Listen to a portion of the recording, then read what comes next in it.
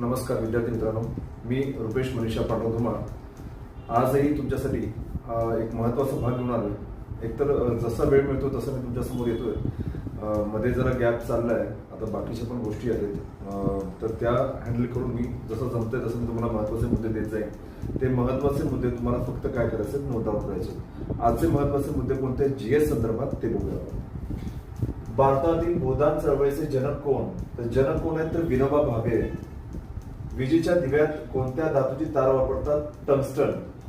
हे पेपरला येऊन जातात प्रश्न, आपल्याला इझी वाटतात की अरे लक्षात राहतात, पण हे महत्वाचे प्रश्न आहेत. आता बघा, आताच नुकताच डिक्लेअर केलं, कोल्हापूर येथे उच्च न्यायालयाचे सर्किट बेंच कधीपासून कार्यान्वित होणार आहे? सर्किट बेंच म्हणजे फिरतं न्यायालय, त्याला आता आपण चौथं खंडपीठ म्हणणार आहे. आपल्या महाराष्ट्राचे म्हणजे बॉम्बे उच्च न्यायालयाचे आता चौथं खंडपीठ कुठे आहे? कोल्हापूरमध्ये. 18 ऑगस्ट 2025 पासून लागू होणार आहे.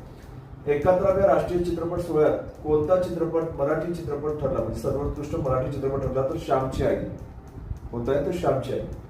कमवा आणि शिका ही योजना कोणी मांडली होती? प्रथमतः कर्मवीर बाबूराव पाटील. आझाद हिंद सेनेची स्थापना कोणी केली? रास बिहारी बोस. बघा, करंट सोबत मी जीएसचा भाग आणलाय.